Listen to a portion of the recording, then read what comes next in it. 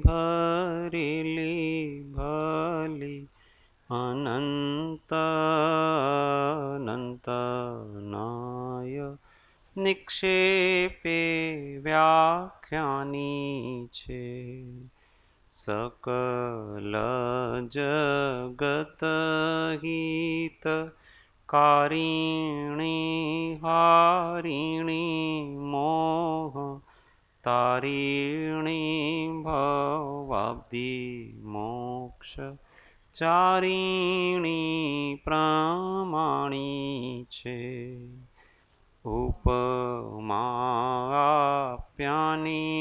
जेने तमारा खवीते व्यर्थ आपवाथी निज मापाई में मानी छे। अहो राज चंद्र बाळ ख्याल नथी पामताय जिनेश्वर तणी वा जाणी तेणे जाणी छे। गुरुराज तणी वाणी जाणी तेणे जाणी छे। नत्वा जिनेन्द्रं गतसर्वदोषं सर्वज्ञदेवं हितदर्शकं च श्रीजैनसिद्धान्तप्रवेशिकेर्यं विरचते स्वल्पधियां हिताय विरचते स्वल्पधियां हिताय। ओम जय जिनेन्द्र जय सद्गुरु। तत्व चर्चा में श्री जैन सिद्धांत प्रवेशिका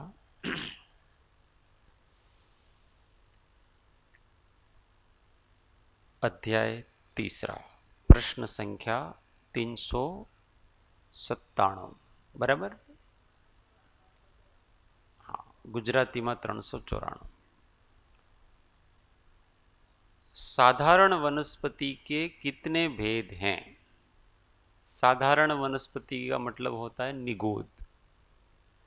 तो निगोद के कितने भेद हैं? उत्तर 2 भेद हैं, एक नित्य निगोद और दूसरा इतर निगोद। निगोद किसको कहते हैं?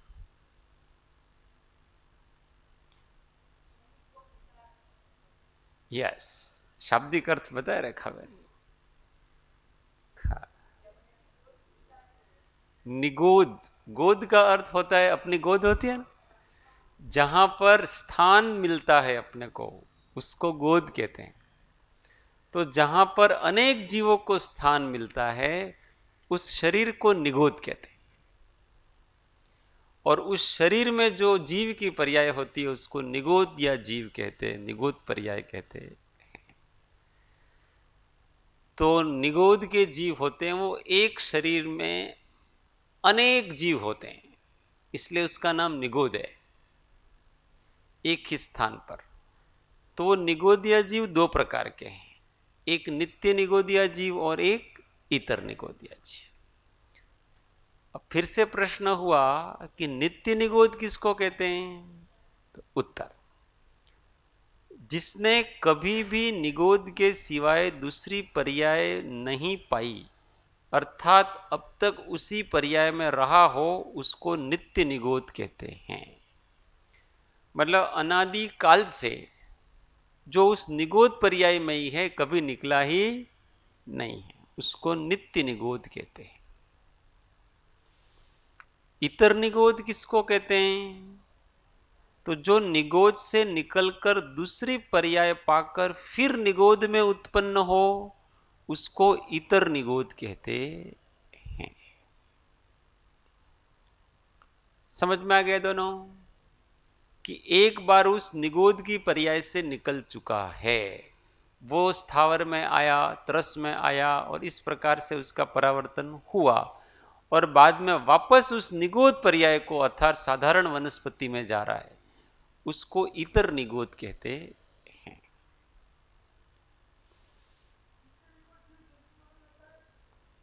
नित्य निगोद के जीव का जन्म मरण होता है कि नहीं होता है?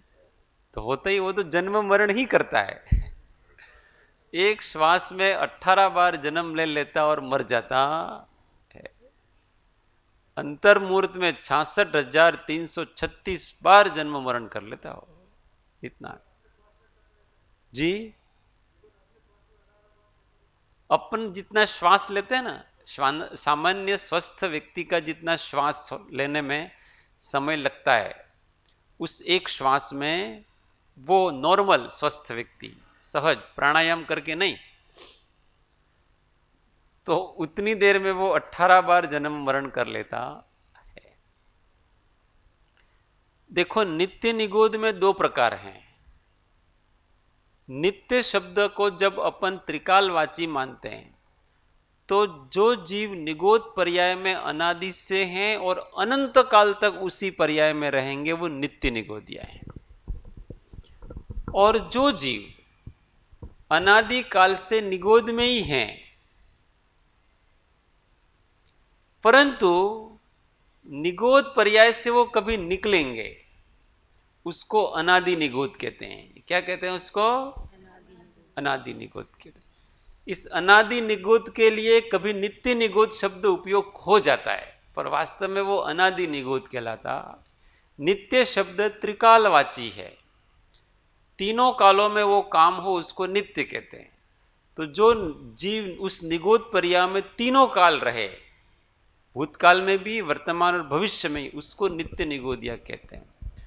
परंतु अनादि से जो निगोद में और कभी निकलेगा, उसको अनादि निगोद ऐसा कहते हैं। अभी निकला नहीं है, परंतु वहां से निकलेगा।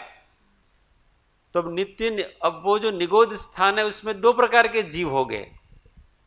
एक तो वो जीव जो उस पर्याय में ही रहेंगे, और एक वो जीव जो अनादि से वही है परंतु वहां से निकलेंगे, तो उसको अनादि निगोद ऐसा नाम है। और जो कभी नहीं निकलेंगे वो नित्य निगोदिया ऐसा नाम है। आपने अभी कहा इतर निगोदिया जो जीव है वनस्पति में ही, तो सिर्फ वनस्पति में रहते हैं कि अन्य जगह भी रहते हैं? निगोद है वो वास्तव में वनस्पति कायिक है। क्या है? वनस्पति कायिक है। तो साधारण निगोद हो, इतर निगोद हो, नित्य निगोद, सभी वनस्पति कायिक के ही भेद कहलाते हैं। आपका क्या प्रश्न है? अभी आपने वनस्पति अकेली में बोला, इतर निगोद वाले जीव सिर्फ वनस्पति में रहते हैं, तो मुझे सिर्फ वनस्पति में रहते हैं, अन्य जगहों पे इतर निगोद के जीव नहीं रहते? नहीं, वनस्पति उनका शरीर है, वो वनस्पति कायिक हैं। अब नित्य में रहते का मतलब आपका अर्थ ऐसा है कि किसी और में रहते हैं। तो किसी और में रहते तो वो तो कहीं भी रह सकते हैं, किसी के शरीर में भी रहते हैं, इस पंखे में भी रहते हैं, हवा में भी रहते हैं, कहीं भी रह सकते हैं। परंतु उसका शरीर वनस्पति रूप है ऐसा। अब जल जिनका शरीर है वो जल कायिक हैं, तो वो निगोदिया जीव नहीं होंगे कभी जल काय वाले। निगोदिया जीव कभी पृथ्वी कायिक नहीं होंगे, जल कायिक नहीं होंगे, अग्नि कायिक नहीं होंगे, वायु कायिक नहीं होंगे। ये कभी निगोदिया जीव होंगे, वो वनस्पति कायिक ही होंगे। वो वनस्पति काय का एक भेद है। वनस्पति कायिक में दो प्रकार की वनस्पति होती है, एक साधारण वनस्पति और एक प्रत्येक वनस्पति। तो साधारण वनस्पति का नाम निगोद है। समझ में आया? थोड़ी बहुत क्लैरिटी अपने को हमेशा कर लेनी चाहिए।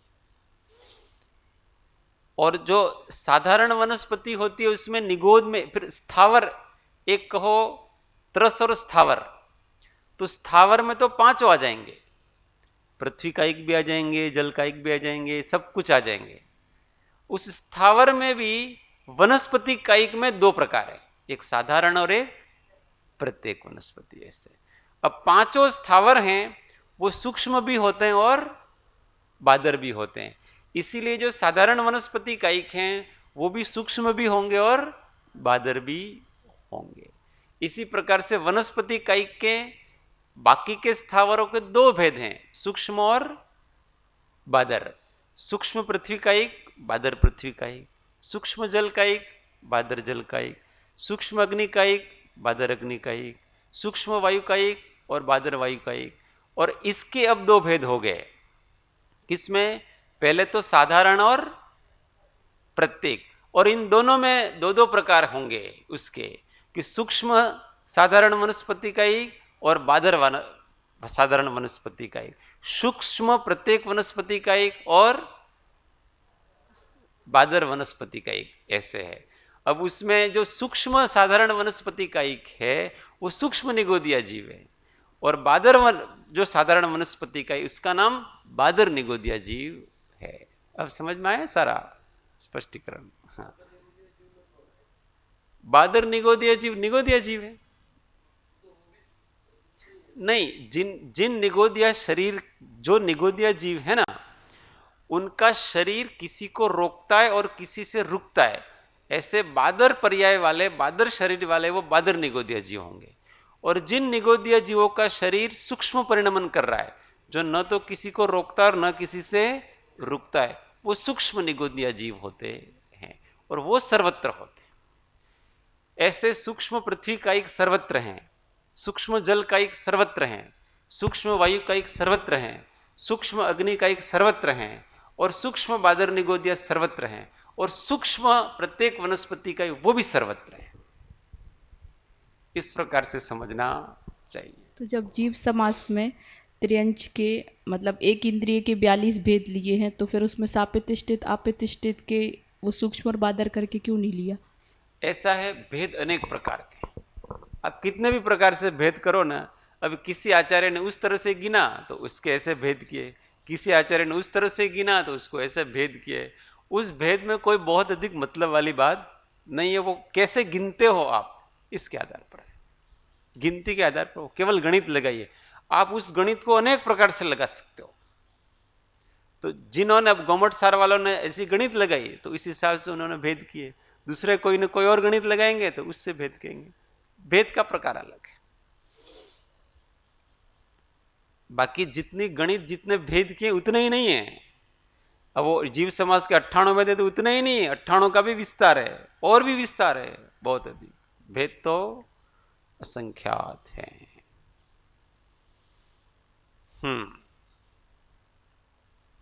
400। बादर और सूक्ष्म कौन कौन से जीव हैं? पृथ्वी, अप, तेज, वायु, नित्य निगोदिया और इतर निगोद, ये 6 बादर और सूक्ष्म दोनों प्रकार के होते हैं। बाकी सब जीव बादर ही होते हैं, सूक्ष्म नहीं होते हैं। तो बादर और सूक्ष्म तो अभी बताया, पृथ्वी बादर भी है और सूक्ष्म भी है, पानी बादर भी है और सूक्ष्म भी है, अग्नि बादर भी है और सूक्ष्म भी है, वायु बादर भी है और सूक्ष्म भी है, नित्य निगोद के जीव हैं वो भी बादर भी हैं और सूक्ष्म भी है, इतर निगोद के जीवों बादर भी है और सूक्ष्म भी है। प्रत्येक वनस्पति का, मैं पहले प्रत्येक वनस्पति का ऐसा बोला था, बादर और सूक्ष्म, तो वो नहीं है, वो केवल बादर होती है। ऐसा समझ में आ गया? इसको, इन सब चीजों को थोड़ा आप दिमाग में बिठा लेंगे ना तो बैठेगा, नहीं तो सब रोज रोज गड़बड़ हो जाएगी उनकी। हाँ,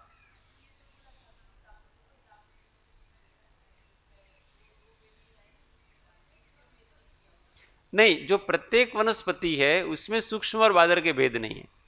साधारण वनस्पति है उसी में सूक्ष्म और बादर के भेद, ऐसा। हाँ, केवल बादर जीवी होंगे वो।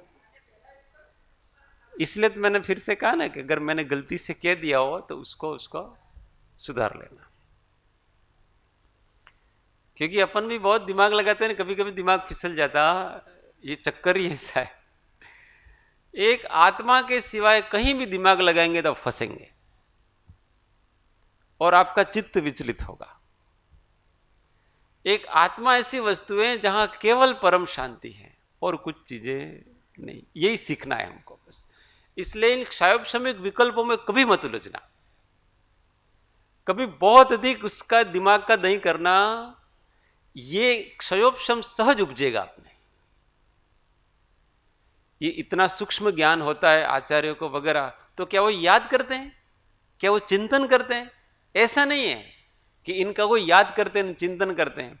उनके ज्ञानावरण का क्षोभशम आत्मा का आश्रय लेते हैं, कषाय मंद पड़ती तो ऑटोमेटिक उपजता है, और जितना ज्ञान है वो उनके अंदर आ जाता है सहज रूप से। तो उनको कोई मेहनत नहीं करनी पड़ती है, अपने जैसे परीक्षा की मेहनत करनी पड़ती है ना, उनको इतनी मेहनत करनी पड़ती नहीं है। परंतु हमको मेहनत क्यों करनी, हमको दिमाग क्यों लगाना? क्योंकि हमारा सहज दिमाग आत्मा में नहीं लगता है, दूसरी दूसरी जगह लगता है।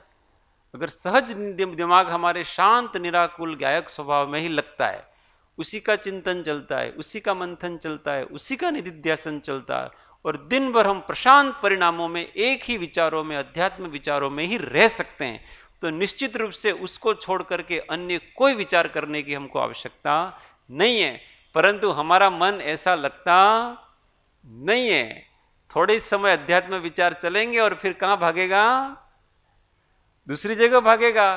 तो हमको क्या करना है फिर? ये सब विचार करना है। जीव कितने प्रकार के होते हैं, न तरस होते हैं, न स्थावर होते हैं, न मार्गणाएं कितनी है, न गुण स्थान कितने, ये सब चित्त हमारा अन्य विकल्पों में नहीं जाए उसके लिए है, टेंशन लेने के लिए नहीं है। और ये ज्ञान विशुद्धि से अपने आप प्रकट होता है।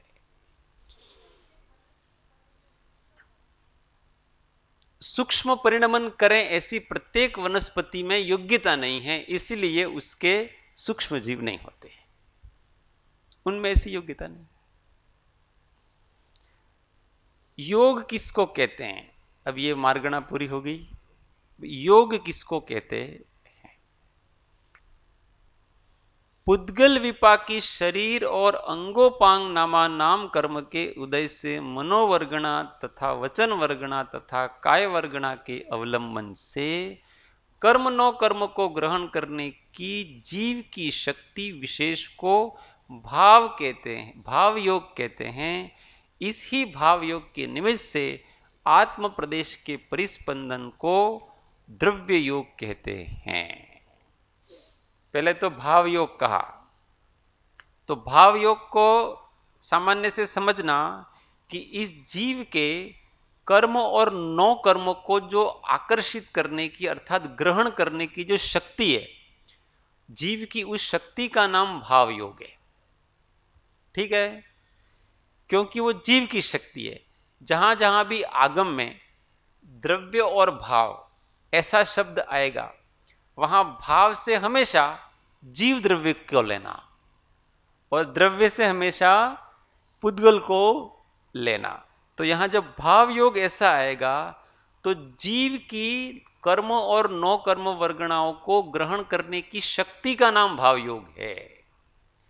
अगर जीव के अंदर कर्म और नौ कर्म वर्गणाओं को ग्रहण करने की शक्ति न हो तो कोई पुद्गल जबरदस्ती जीव पे आकर के लग सकता नहीं है।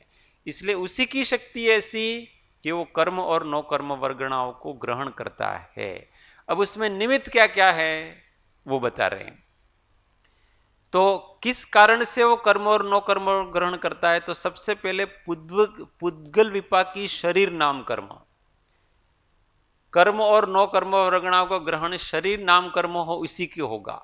सिद्धों के शरीर नहीं है और उनके नाम कर्म का उदय नहीं, इसलिए उनके कर्म और नौ कर्म वर्गणाओं का ग्रहण। दूसरा अंगोपांग नाम कर्म, क्योंकि काय वगैरह ये सब अंगोपांग में आएंगे, वचन वगैरह सर, तो ये अंगोपांग नाम कर्म का उदय भी उसमें होना चाहिए। और फिर क्या है? मनोवर्गणा का उदय मनोवर्गणा के निमित्त से होते हैं, क्योंकि मन के द्वारा ही वो सोचता है, इसलिए उनका आकर्षण होता है।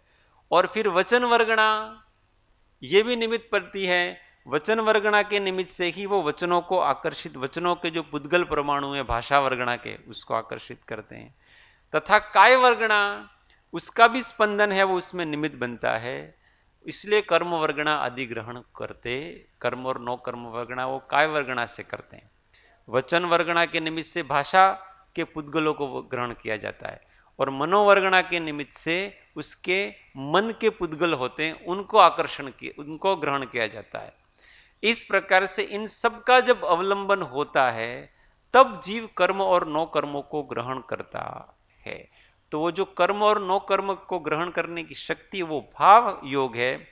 और फिर उसके जब ये कर्म और नौ कर्म वर्ण ग्रहण करता है उस समय जो जीव के आत्मा के प्रदेशों का परिस्पंदन होता है, उस परिस्पंदन के निमित्त से वो ग्रहण होते हैं।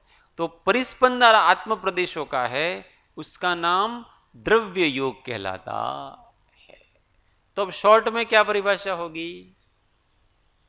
शॉर्ट में आत्म प्रदेशों के परिस्पंदन को द्रव्य योग कहते हैं और आत्मा की कर्म और नौ कर्म वर्गणाओं को ग्रहण करने की सामर्थ्य का नाम भाव योग कहलाता है।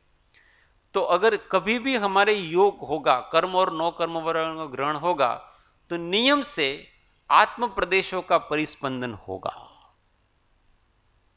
और जहां आत्म प्रदेशों का परिस्पंदन हो रहा है वहां पर मन, वचन और काय इनमें से किसी न किसी एक योग का प्रवर्तन होगा। तो मन, वचन, काय के निमित्त से आत्म प्रदेशों के परिस्पंदन से जीव के द्वारा कर्म और नौ कर्म वर्गणाओं को ग्रहण करना, इसका नाम योग कहलाता है। अब कितनी बातें आ गई इसमें? केवल योग की परिभाषा करनी है तो क्या परिभाषा करेंगे? मैंने बताया, वो कौन बताएगा? बताओ। केवल योग की परिभाषा कर रही है। जीव के माइक पे बोलो। जीव के आत्म प्रदेशों के परिस्पंदन से कर्म और नौ कर्म वर्गणाओं को ग्रहण करने की जो शक्ति होती है उसको योग कहते हैं। हाँ, पर भी एक रह गया। मन, वचन, काय की प्रवृत्ति के निमित्त से आत्म प्रदेशों के परिस्पंदनों से जीव जो कर्म और नौ कर्म वर्गणाओं को ग्रहण करता है उसका नाम योग कहलाता है। फिर से परिभाषा परफेक्ट होनी चाहिए। मन, वचन, काय की प्रवृत्ति के निमित्त से आत्म प्रदेशों के परिस्पंदन होने से जीव जो कर्म और नौ कर्म वर्गणाओं को ग्रहण करता है उसका नाम योग कहलाता है। तो उन कर्म और नौ कर्म वर्गणाओं को ग्रहण करना ये तो द्रव्य योग है और उस ग्रहण करने की जो सामर्थ्य है उसका नाम भाव योग है। समझ गए? मन, वचन, काय के निमित्त से आत्म प्रदेशों के परिस्पंदन से जो कर्म और जीव के द्वारा जो कर्म और नौकर्म वर्गणाओं को ग्रहण करने की जो शक्ति मत बोलो, कर्म और नौकर्म वर्गणाओं को ग्रहण किया जाता है उसका नाम योग कहलाता है। अभी योग क्रिया की अपेक्षा से ले रहे हैं अपन। अब वो योग ही दो प्रकार का है, एक द्रव्य और एक, तो उन कर्म और नौ कर्म वर्गणाओं को ग्रहण करना ये तो द्रव्य योग, और उस ग्रहण करने की शक्ति जीव की वो ऐसा दिमाग में बैठा लेने का है। शरीर चाहिए, मन वचन काय का योग तो चाहिए, प्रवृत्ति बाहर। तो मन वचन काय की प्रवृत्ति तो उपचार से योग है, वो तो मात्र उपचार है।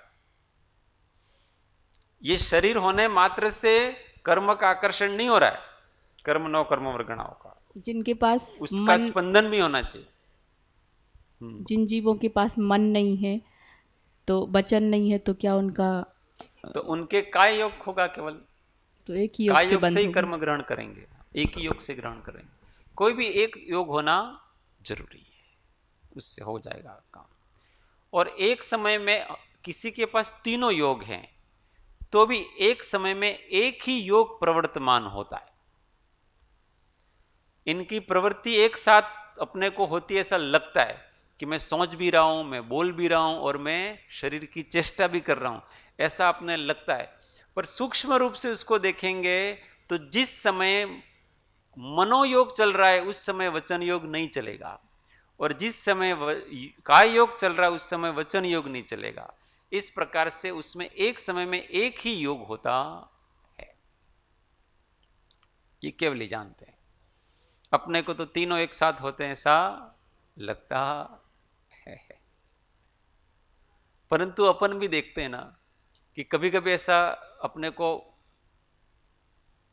कोई तुम इस पर बराबर विचार करो, तो ठीक है, मैं है ना अभी एक बार अपने बात करना छोड़ते हैं, मैं विचार कर लेता हूं, तो इस विचार करने के लिए बोलना छोड़ देते हो।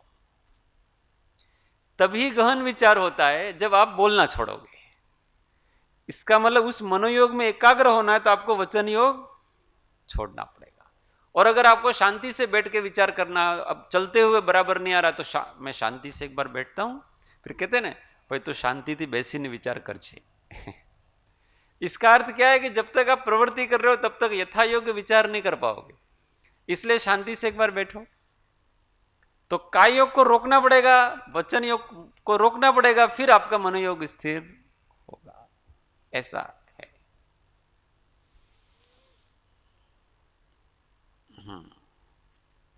योग के कितने भेद हैं? 15। मनोयोग, वचन योग और काय योग। मनोयोग 4 प्रकार का, वचन योग 4 प्रकार का और काय योग 7 प्रकार का। उस 4 प्रकार में कौन कौन से हैं? तो सत्य मनोयोग, असत्य मनोयोग, उभय मनोयोग, अनुभय मनोयोग। वचन योग में 4 कौन से हैं? सत्य वचन योग, असत्य वचन योग, उभय वचन योग, अनुभय वचन योग। काय योग में 7 कौन कौन से हैं? औदारिक काय योग, औदारिक मिश्र काय योग, वैक्रियक काय योग, वैक्रियक मिश्र काय योग, आहारक काय योग, आहारक मिश्र काय योग और कार्मण काय योग। तेजस काय योग होता क्योंकि उसके द्वारा कर्म वर्गणाओं का काम होता नहीं है, क्योंकि वो हमेशा कर्मण वर्गणा के साथ ही होता है। तो सत्य मनोयोग किसको कहेंगे? अब चारों को दृष्टांत देकर के कौन बता सकता है कि ये सत्य मनोयोग, ये असत्य मनोयोग, ये ऐसा कौन बता सकता है? दृष्टांत दे करके। रेखा बहन सबसे अधिक तैयारी करते हैं, माइक दो भाई उनको। रेखा बहन अगले जन्म में अभिक्षण ज्ञानोपयोगी बनेंगे निश्चित रूप से।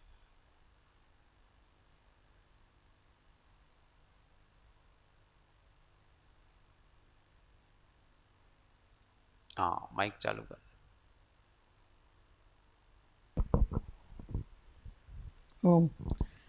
આ ઘડો છે એમ કહીએ તો એ સત્ય મનોયોગ છે, એમ કહીએ એટલે તો આ ઘડો છે તો એ સત્ય મનોयोग છે।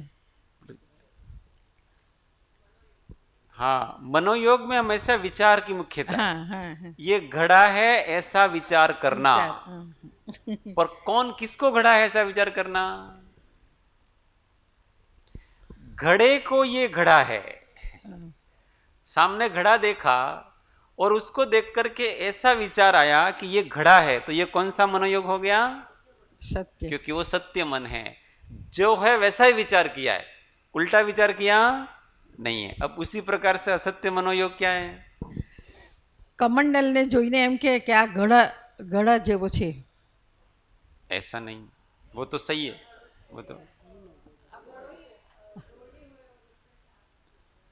किसी और वस्तु को देखा आपने, पत्थर देखा और ऐसा विचार किया कि ये घड़ा है, तो ये क्या हो गया? सत्य, क्योंकि बिल्कुल विपरीत वस्तु है वो। तो विपरीत वस्तु को आपने, विपरीत वस्तु में गिलास को देखा और क्या कहा आपने? घड़ा है, अथवा तो वो भी नहीं, पत्थर को, क्योंकि गिलास भी पानी भरने के काम तो आता ही है। तो ये पहला उभय में आवशे नहीं, अभी वो तीसरा आएगा ना, उभय मनोयोग। हाँ, उसमें आएगा। हाँ, एमां आवशे कमंडल ने जोईने हाँ, के आ घड़ो छे, कारण के कमंडल पण पानी भरवा काम आवे छे ने घड़ो पण हाँ, पानी भरवाना काम आवे कमंडल छे। को देख करके ऐसा सोच आया आपने कि ये घड़ा है, तो क्या है ये? उभय मनोयोग है। क्यों उभय मनोयोग है? क्योंकि एक तो वो घड़ा है भी और घड़ा नहीं भी है। घड़ा किस अपेक्षा से है कि घड़ा जिस प्रयोजन की सिद्धि करता है उस प्रयोजन की सिद्धि वो कमंडल भी करता है। घड़ा पानी भरने के काम आता है और कमंडल भी पानी भरने के काम आता है, इसलिए हम किसी अपेक्षा से उसको घड़ा कह सकते हैं। तो इस अपेक्षा से ये घड़ा है ऐसा विचारना वो सत्य है, परंतु एक दृष्टि से असत्य भी है। क्यों? क्योंकि घड़े का जैसा आकार होता है, जगत में प्रसिद्ध है, वैसा आकार उस कमंडल का नहीं है। इसलिए आकार की दृष्टि से उसको घड़ा कहना वो असत्य है, घड़ा मानना वो असत्य है। तो ये उभय मनोयोग हो गया। और अनुभय, ઘડો કે કમંડલની સ્પષ્ટતા જેમાં ન હોય, हाँ, સંશય હોય, સંશય હોય, संशय होगा, ये कुछ है, पता नहीं घड़ा है कि कमंडल है कि क्या है, तो ये सभी अनुभव, क्योंकि उसमें सच भी हो सकता है और असत भी हो सकता है, क्या हो सकता है। तो संशयवाचक जो भी है वो सभी अनुभव मनोयोग में। चलो, उसी प्रकार से 4 प्रकार के वचन योग है, उनको इसी प्रकार से दृष्टांत से समझाया जाए। इसी दृष्टांत से समझा दो। हाँ। अब इसमें क्या है, इसमें व्यक्ति सोच रहा था वचन योग में, अब इसमें क्या है, व्यक्ति बोल रहा है, बस इतना ही। तो घड़े को देख करके घड़ा है ऐसा कहना वो सत्य वचन योग, मतलब वास्तव में वो सत्य वचन है, और उस वचन वर्ग, उसके निमित्त से आत्म प्रदेशों का परिस्पंदन है, वो वचन योग है, ऐसा समझ लेना उसको। और घड़ा ने कटोरो केवो, मिट्टी के पिंड को देख करके घड़ा है ऐसा कहना वो क्या है, असत्य, असत्य वचन है, और उसके निमित्त से होने वाला असत्य वचन योग है। और कमंडल को देख करके घड़ो केवो, ये घड़ा है ऐसा कहना वो क्या है, उभय, उभय वचन योग है। क्यों? क्योंकि वो घड़ा हो भी सकता है और नहीं भी हो सकता, किसी अपेक्षा से घड़ा है और किसी अपेक्षा से घड़ा नहीं है। और घड़ा ने जोईने केवो कि आ कंईक छे, हाँ, नक्की नहीं, घड़े जैसी कोई वस्तु है अथवा कुछ है, तो वो अनुभव वचन योग हो गया। चलो, हर एक वस्तु में से लगा ले। 403 वेद किसको कहते हैं? 9, पहले तो वेद शब्द का शाब्दिक अर्थ समझना। वेद का अर्थ जो वेदन किया जाता है, जिसका वेदन होता है, जिसका अनुभवन होता है, जिसका ज्ञान होता है, जिसका संवेदन होता है, जिसकी संवित्ति होती है, उसका नाम वेद कहलाता। वेद शब्द ज्ञान के अर्थ में, अनुभव के अर्थ में, संवेदन के अर्थ में आता है। तो यहां जो जो भी वेद हैं, वो वेद जितने प्रकार के कहें, स्त्री वेद वगैरह जितने भी, तो वास्तव में वो हमेशा उसका वेदन होता है, उसका अनुभवन होता है, इसलिए उनको वेद कहा है। पुरुष को हमेशा मैं पुरुष हूं ऐसा संवेदन होता है, स्त्री को हमेशा मैं स्त्री हूं ऐसा संवेदन होता है, और नपुंसक को हमेशा मैं नपुंसक हूं ऐसा संवेदन उसके हमेशा उसका बैकअप माइंड में बना रहता है, इसलिए उसको वेद कहा है। और ये 9वें गुण स्थान तक रहता है, उसको ऐसा ही लगता रहेगा कि मैं हूं, कौन हूं मैं, ऐसे अबुद्धिपूर्वक लगा रहता है उसके। तो 9 कषाय के उदय से उत्पन्न हुई जीव के मैथुन करने की अभिलाषा को भाव वेद कहते हैं, और नाम कर्म के उदय से आविर्भूत जीव के चिन्ह विशेष को द्रव्य वेद कहते हैं। तो विपरीत लिंग के प्रति आकर्षण, उसका नाम भाव वेद है, और शरीर के जो चिन्ह हैं वो द्रव्य योग कहलाते हैं। तो पुरुष के जो चिन्ह हैं वो पुरुष वेद है, और स्त्री के जो चिन्ह हैं वो स्त्री वेद हैं, और जो नपुंसक के हैं वो नपुंसक संबंध। वेद के कितने भेद हैं? तो 3, स्त्री वेद, पुरुष वेद और नपुंसक वेद। इसका सबको पता है। कषाय किसको कहते हैं? जो आत्मा के सम्यक्त्व, देश चारित्र, सकल चारित्र और यथाख्यात चारित्र रूप परिणामों को घाते, उसको कषाय कहते हैं। कषाय किसको कहते हैं? आत्मा के सम्यक्त्व, देश चारित्र, सकल चारित्र और यथाख्यात चारित्र रूप परिणामों को घाते, उसको कषाय कहते हैं। तो इसमें वास्तव में अनंतानुबंधी है, उसको भी, वो भी कषाय है। तो वास्तव में तो वो किसका घात कर रहे हैं? वास्तव में वो सम्यक्त्व का घात नहीं कर रहे हैं, वो वास्तव में सम्यक्त्वाचरण चारित्र का घात कर रहे हैं। किसका घात कर रहे हैं? सम्यक, क्योंकि कषाय है वो चारित्र का घात करते हैं, दर्शन का घात करते, परंतु वो सम्यक्त्वाच, वो जो ये जो अनंतानुबंधी वो दो प्रकार से काम करती है।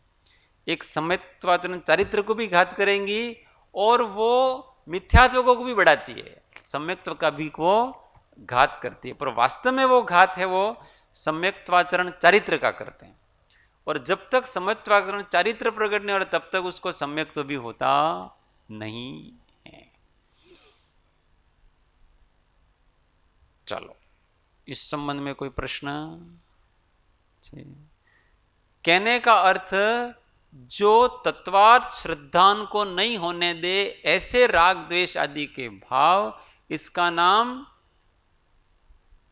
सम्यक्त्व आचरण, वो अनंतानुबंधी कषाय है। और देश चारित्र को घाते मतलब वो कौन सी कषाय होगी?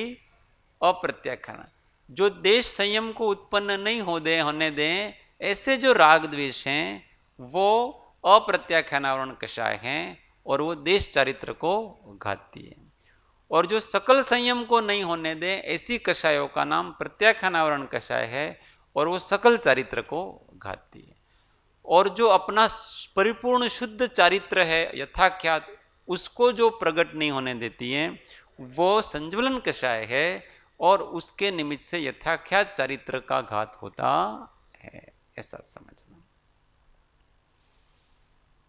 गुण स्थानों के अनुसार ये सब कषाय के कितने भेद हैं? तो फिर का अनंत 16 भेद हैं। अनंतानुबंधी 4, अप्रत्याख्यानावरण 4, प्रत्याख्यानावरण 4 और संज्वलन 4। अनंतानुबंधी 4 कौन कौन से हैं? शंकर भाई बताओ। Very good. और अप्रत्याख्यानावरण 4 कषाय कौन कौन से हैं? हाँ सेम। हाँ, तो अप्रत्याख्यानावरण भी क्रोध मान माया लोभ। और प्रत्याख्यानावरण के 4 कौन से भेद हैं? यही भेद हैं। और संज्वलन के 4 भेद कौन से हैं?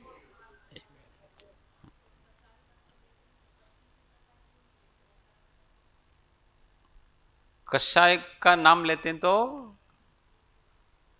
वो 9 कषाय है, इसलिए 9 कषाय, ईशत कषाय, उसके रहते हुए सकल चारित्र का घात नहीं होता है, इसलिए उसको कषायों की गिनती में लिया। 9 कषाय, कषाय तो है पर ईशत कषाय, किंचित कषाय होता है, क्योंकि उसमें देशघाती स्पर्धक होते हैं, इसलिए इन सब में सर्वघाती है तो उस गुण को पूरा ढक देते हैं। और 9 कषाय में देशघाती स्पर्धक होते हैं, इस कारण उनका उदय रहता है, इसलिए वो सबको घातते नहीं। 407 ज्ञान मार्गणा के कितने भेद हैं? उत्तर, मति, श्रुत, अवधि, मनपर्यय, केवल, कुमति, कुश्रुत, कुअवधि। तो ये 8 प्रकार के ज्ञान हैं, उसमें जीव रहते हैं। मति ज्ञान की परिभाषा करो, कौन करेगा? सुशीला बहन करेंगे। माइक आपो। मति ज्ञान किसको कहते हैं? जे मन ने इंद्रिय थी थाय। Yes, very. जो मन और इंद्रियों के द्वारा जो पदार्थ का ज्ञान होता है उसका नाम मति ज्ञान कहलाता है। Very good. श्रुत ज्ञान की परिभाषा कौन करेंगे?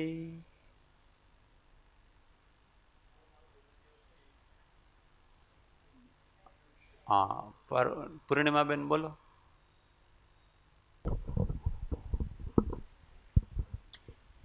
पहले जो सुना है उसका मन और इंद्रियों से हम जो ज्ञान करेंगे, विशेष ज्ञान होता है जो सुना हुआ, श्रुत ज्ञान। केवल सुना हुआ। हाँ, रेखा बेन। મતિ જ્ઞાનથી જાણેલા પદાર્થને વિશેષ જાણે તેને तो श्रुत ज्ञान। केवल सुना हुआ नहीं, केवल सुना हुआ तो केवल ध्वनि का ही ज्ञान होगा आपको। तो किसी भी इंद्रिय के द्वारा मति ज्ञान के द्वारा कोई भी पदार्थ जाना गया है, उसके निमित्त से उस पदार्थ को विशेष जानना अथवा उस पदार्थ के निमित्त से किसी अन्य पदार्थ को जानना, इसका नाम श्रुत ज्ञान कहलाता है। जैसे आपने भोजन को चखा, तो उसमें जैसे दूधी है वो चखी आपने, तो बहुत कड़वी है, तो जो कड़वे का ज्ञान किसको हुआ? जीभ के द्वारा हुआ, स्वादेंद्रिय के द्वारा। तो वो कौन सा ज्ञान है? मति ज्ञान। श्रुत ज्ञान नहीं है, मति ज्ञान है वो। फिर आपने ऐसा विचार किया कि ये खाने योग्य नहीं है, वो कौन सा ज्ञान है? श्रुत ज्ञान। तो उस मति ज्ञान के निमित्त से आपने विशेष ज्ञान किया कि ये अभक्ष है, तो ये श्रुत ज्ञान हो गया। ऐसे समझना हर जगह श्रुत।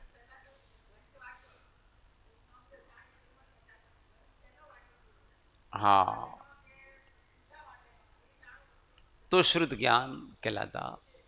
तो वो केवल सुन करके ही होता है ऐसा नहीं है, वो चख करके भी होता है, वो स्पर्श करके भी होता है। किसी किसी को स्पर्श करके होता है कि भाई ये बहुत ठंडा स्पर्श है, तो अपने को भी यहां हाथ नहीं रखने का, यहां रखना चाहिए। तो ये कौन सा ज्ञान है? शुद्ध ज्ञानी।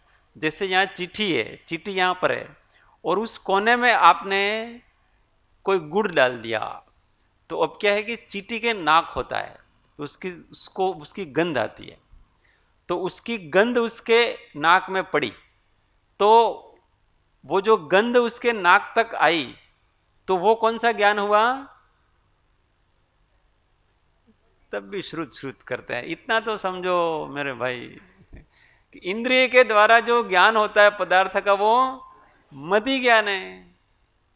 अब क्या करता है वो कि वहां पर मेरे इष्ट कोई वस्तु है, मुझे वहां जाना चाहिए और उसको खाना चाहिए, इस प्रकार का जो उसको अंदर अर्थबोध होता है, उसका नाम क्या है? श्रुत ज्ञान। तो वो केवल सुन के तो हुआ नहीं, सूंघ करके भी हुआ, देख करके भी होता है, स्पर्श करके भी होता है।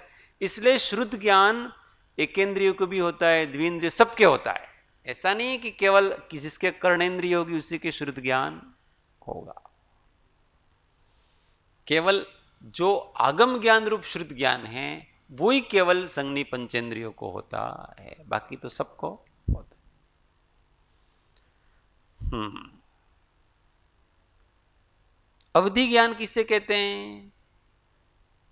तो अवधि ज्ञानावरण के क्षोभशम से द्रव्य क्षेत्र काल भाव की मर्यादा को लिए हुए रूपी पदार्थ को इंद्रिय और मन के बिना जान लेना, इसका नाम अवधि ज्ञान है। मन परे ज्ञान किसे कहते हैं?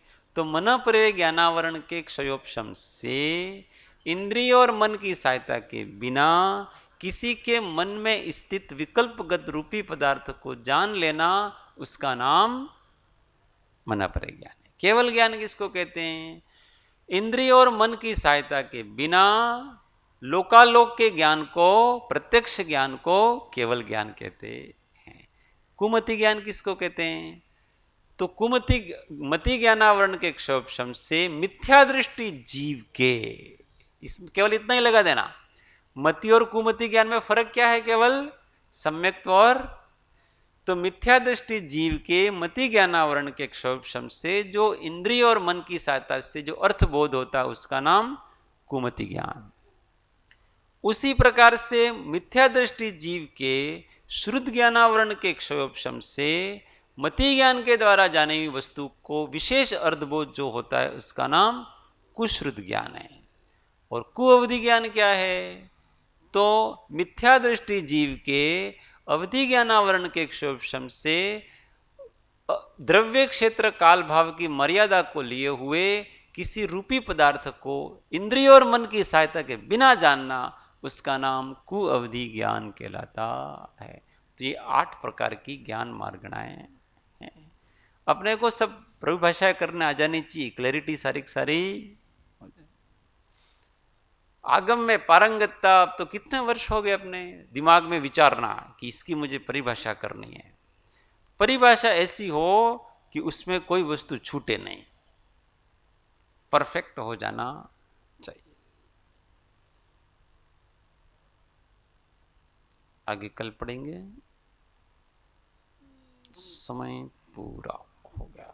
ये तो बहुत प्रश्न बाकी है भाई, 2-2 क्लासें लगानी पड़ेगी, एक एक से काम बनेगा। एक आध दिन 2 क्लास लगा देंगे तो पूरा कर।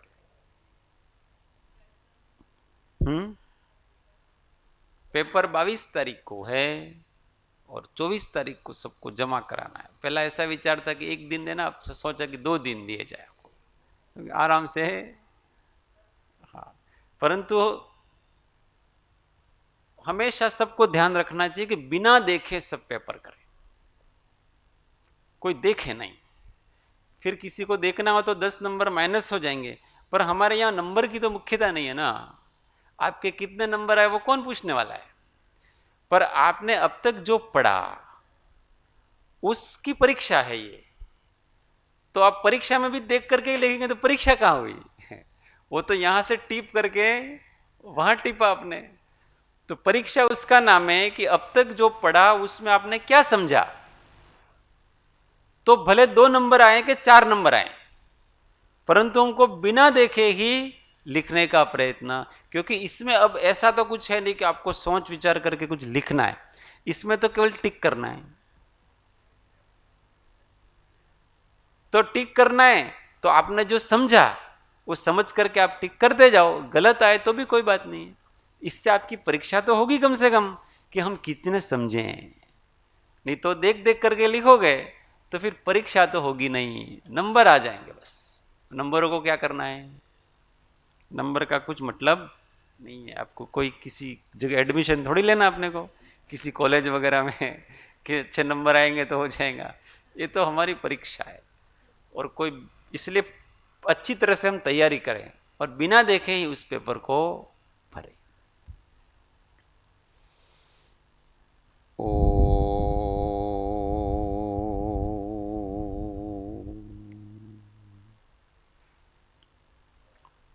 सुखदाम अनंत सुसंत चही, दिन रात्र रहे तध्यानमय, पर शांति अनंत सुधामय जी, प्रणमो पद तेवर तेजय। ओ प्रणमो पद तेवर तेजय। सद्गुरु परम कृपाळु त्रिलोकनाथ की जय, सब संतन की जय। आनंद घन ओम।